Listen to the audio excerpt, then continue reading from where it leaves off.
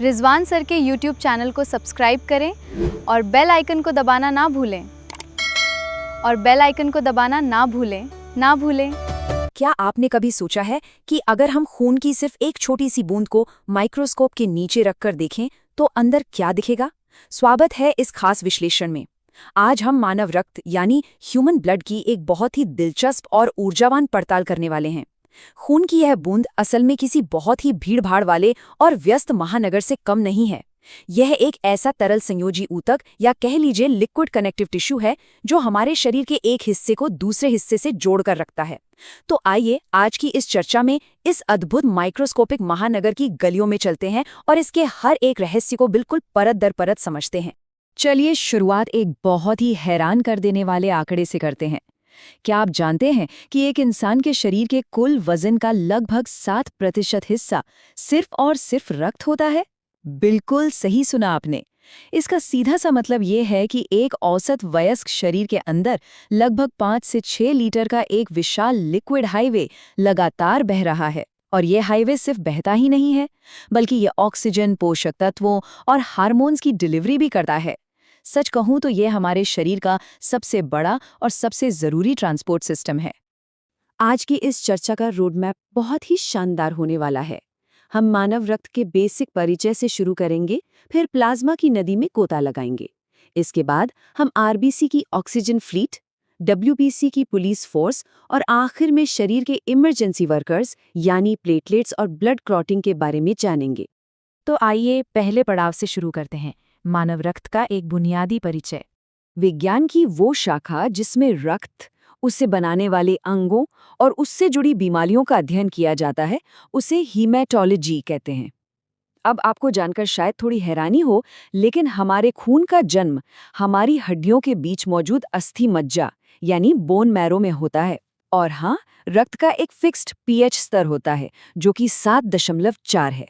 ये 7.4 का आंकड़ा इसे हल्का क्षारीय यानी एल्कलाइन बनाता है। हमारे जीवित रहने के लिए इस नाजुक से एसिड बेस बैलेंस का बना रहना बहुत बहुत जरूरी है। अब एक बड़ा ही दिलचस्प जैविक फर्क देखिए। एक वयस्क पुरुष के शरीर में आमतौर पर 5 से 6 लीटर रक्त होता है, जबकि महिलाओं के शरीर में यह मात्रा थोड़ी सी कम यानी 4 से 5 लीटर के आसपास होती है। इसके पीछे का मुख्य कारण महिलाओं में होने वाला मासिक धर्म या मेंस्ट्रुअल साइकिल है, जिसकी वजह से हर महीने रक्त की कुछ मात्रा प्राकृतिक रूप से शरीर से बाहर निकल जाती है। अगर हम इस पूरे माइक्रोस्कोपिक महानगर को बांटें तो इसे मुख्य रूप से 2 हिस्सों में देखा जा सकता है। इसका 55% हिस्सा प्लाज्मा का होता है, जिसे आप इस महानगर की बहती हुई नदी मान सकते हैं, और बाकी का 45% हिस्सा फॉर्म्ड एलिमेंट्स यानी कोशिकाओं का होता है। ये कोशिकाएं इस नदी में चलने वाले ट्रैफिक की तरह हैं। चलिए अब हमारे दूसरे पड़ाव पर चलते हैं। हम बात करेंगे इस 55% हिस्से की यानी प्लाज्मा की। तो प्लाज्मा आखिर है क्या? देखने में ये हल्के पीले रंग का एक तरल पदार्थ होता है और इसका ये पीला रंग इसे बिलिरुबिन नाम के एक तत्व से मिलता है। अगर हम प्लाज्मा के अंदर झांकें तो इसका 90% हिस्सा सिर्फ और सिर्फ पानी है। ये पानी एक बेहतरीन ट्रांसपोर्ट मीडियम का काम करता है। बाकी के हिस्से में खनिज और ग्लूकोज जैसे पोषक तत्व तैरते रहते हैं जो हमारे शरीर को लगातार ऊर्जा देते हैं। प्लाज्मा का 7% हिस्सा बहुत ही खास प्रोटीन से बना होता है। इसमें 3 मुख्य खिलाड़ी हैं। पहला है एल्ब्यूमिन, जो रक्त वाहिकाओं के अंदर दबाव बनाए रखता है ताकि खून नसों से बाहर न रिसने पाए। दूसरा है ग्लोबुलिन, जो विटामिन्स को इधर उधर ले जाता है और हमारी इम्यूनिटी को मजबूत करता है। और तीसरा है फाइब्रिनोजिन, जो रक्त का थक्का जमाने यानी क्लॉटिंग में सबसे अहम रोल निभाता है।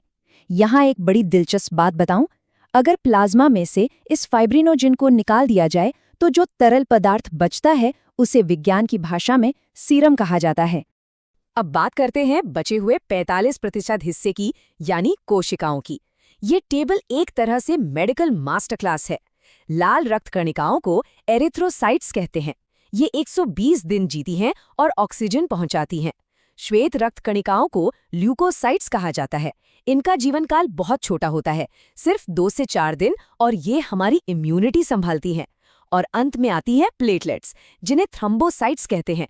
ये 3 से 5 दिन तक जिंदा रहती हैं और खून का थक्का जमाने का काम करती हैं। तो चलिए अब इस बहते हुए ट्रैफिक में सबसे ज्यादा दिखने वाली गाड़ियों की बात करते हैं, आरबीसी यानी हमारी ऑक्सीजन फ्लीट। आरबीसी का आकार बाइकॉन्केव होता है, मतलब ये बीच से थोड़ा चपटा होता है, बिल्कुल एक डोनट की तरह, बस बीच में छेद नहीं होता। लेकिन ऐसा आकार क्यों? इसके पीछे स्पेक्ट्रिन और एंकाइरिन नाम के 2 खास प्रोटीन काम करते हैं। ये प्रोटीन आरबीसी को इतना लचीला बना देते हैं कि ये अपना आकार बदलकर शरीर की सबसे बारीक और पतली नसों, जिन्हें कैपिलरीज कहते हैं, उनसे भी आसानी से सिकुड़कर निकल जाती हैं। वैसे प्रकृति की विविधता भी कमाल की है। हम इंसानों के खून का रंग लाल इसलिए होता है क्योंकि हमारे हीमोग्लोबिन में आयरन होता है। लेकिन क्या आप जानते हैं कि ऑक्टोपस का खून नीला होता है? जी हाँ, क्योंकि उनके खून में कॉपर पर आधारित हीमोसाइनिन होता है। कॉकरोच का खून सफ़ेद होता है, जिसे हेमोलिम्फ कहते हैं, क्योंकि उनमें ऑक्सीजन ढोने वाला कोई पिगमेंट ही नहीं होता। और एक और फैक्ट, ऊंट और लामा दुनिया के ऐसे एकमात्र स्तनधारी जीव है जिनकी आरबीसी के अंदर एक न्यूक्लियस यानी केंद्रक पाया जाता है ना कमाल की बात? लेकिन जब ये ऑक्सीजन फ्लीट कमजोर पड़ती है तो शरीर को इसके गंभीर परिणाम भुगतने पड़ते हैं। आरबीसी की कमी से एनीमिया जैसी बीमारी हो जाती है। वहीं जब कोई व्यक्ति बहुत ऊंचाई या पहाड़ों पर जाता है तो ऑक्सीजन की कमी पूरी करने के लिए शरीर आरबीसी की संख्या बहुत बढ़ा देता है। इसे पॉलीसीथीमिया कहते हैं। थैलेसीमिया एक आनुवांशिक बीमारी है जहां हीमोग्लोबिन ठीक से नहीं बन पाता। और हाँ, जब ये आरबीसी अपने 120 दिन का जीवन चक्र पूरा कर लेती हैं तो ये शरीर के प्लीहा या स्प्लीन में जाकर नष्ट हो जाती हैं। इसीलिए स्प्लीन को आरबीसी का कब्रिस्तान भी कहा जाता है। अब चलते हैं इस महानगर की सुरक्षा व्यवस्था की तरफ, बात करते हैं डब्ल्यूबीसी की, जो हमारे शरीर की पुलिस फोर्स है। डब्ल्यूबीसी मुख्य रूप से 2 प्रकार की होती हैं। पहली है ग्रैन्युलोसाइट्स, जो पूरी तरह से हथियारों से लैस होती हैं। इनमें दानेदार संरचनाएं होती हैं। इसमें सबसे बड़ी सेना है न्यूट्रोफिल्स की, जो कुल डब्ल्यूबीसी का 65% होती हैं। जैसे ही कोई बैक्टीरिया शरीर में आता है, ये तुरंत लड़ने पहुंच जाती हैं। इओसिनोफिल्स परजीवियों या पैरासाइट्स पर हमला करती हैं, और बेसोफिल्स तब एक्टिव होती हैं जब शरीर में कोई एलर्जी होती है।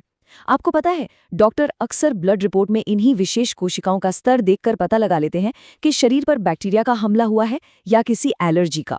दूसरी तरफ हैं अग्रैन्युलर कोशिकाएं।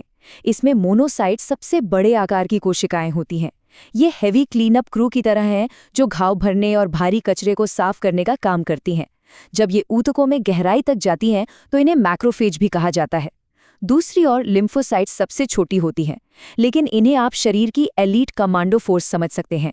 ये एंटीबॉडीज का निर्माण करती हैं और किसी भी पुराने संक्रमण की मेमोरी अपने अंदर सेव रखती हैं, ताकि भविष्य में अगर वही वायरस या बैक्टीरिया दोबारा हमला करे तो उसे तुरंत खत्म किया जा सके। चलिए अब आखिर में मिलते हैं शरीर के इमरजेंसी कंस्ट्रक्शन वर्कर्स से, यानी प्लेटलेट्स से, जो खून का थक्का जमाने का अहम काम करते हैं। एक स्वस्थ शरीर में प्लेटलेट्स की संख्या 1.5 से 4.5 लाख प्रति माइक्रोलीटर होती है। और मज़ेदार बात यह है कि ये कोशिकाएं केवल स्तनधारियों यानी मैमल्स में ही पाई जाती हैं।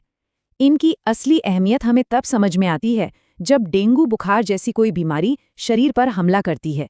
डेंगू इतना खतरनाक इसलिए होता है क्योंकि ये सीधे तौर पर इन प्लेटलेट्स की संख्या को तेजी से क्रैश कर देता है, जिससे शरीर के अंदर ही अंदर रक्तस्राव या इंटरनल ब्लीडिंग का खतरा बहुत बढ़ जाता है। जरा सोचिए, अगर शरीर में ये रिपेयरिंग या निर्माण कार्य रुक जाए तो क्या होगा?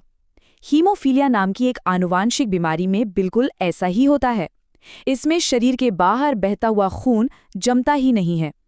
इस बीमारी को इतिहास में द रॉयल डिजीज यानी शाही बीमारी भी कहा जाता है, क्योंकि ऐसा माना जाता है कि ये महारानी विक्टोरिया के शाही वंश से एक पीढ़ी से दूसरी पीढ़ी तक आगे फैली थी। तो सवाल ये है कि चोट लगने पर खून असल में जमता कैसे है? ये कमाल की रासायनिक प्रक्रिया या चेन रिएक्शन है। जब खून हवा के संपर्क में आता है तो प्लेटलेट से निकलने वाला थ्रोम्बोप्लास्टिन कैल्शियम के साथ मिलकर प्लाज्मा में मौजूद प्रोथ्रोम्बिन को थ्रोम्बिन में बदल देता है। फिर ये थ्रोम्बिन फाइब्रिनोजेन के साथ जुड़कर एक जालीनुमा संरचना बनाता है, जिसे फाइब्रिन मैश कहते हैं। इसी जाली में रक्त कोशिकाएं फंस जाती हैं, एक पपड़ी बन जाती है और खून का बहना रुक जाता है। अब आप सोच रहे होंगे कि खून नसों के अंदर क्यों नहीं जमता? तो बता दूं कि हमारे खून में हेपेरिन नाम का एक प्राकृतिक तत्व होता है जो स्वस्थ नसों के अंदर खून को जमने से रोकता है। तो आज के इस विश्लेषण से हमने ये तो जान लिया कि खून सिर्फ एक लाल रंग का तरल पदार्थ बिल्कुल नहीं है। अगर खून की एक छोटी सी बूंद के भीतर लाखों कोशिकाएं, इतने जटिल प्रोटीन और हमारे पूरे स्वास्थ्य का एक ब्लूप्रिंट छिपा हुआ है, तो जरा सोचिए शरीर के इस माइक्रोस्कोपिक महानगर में अभी और कितने अकल्पनीय रहस्य छिपे हो सकते हैं। ये सच में सोचने वाली बात है। इसी विचार के साथ आज की हमारी ये चर्चा यहीं समाप्त होती है। इस रोमांचक सफर में हमारे साथ जुड़ने के लिए आपका बहुत बहुत धन्यवाद।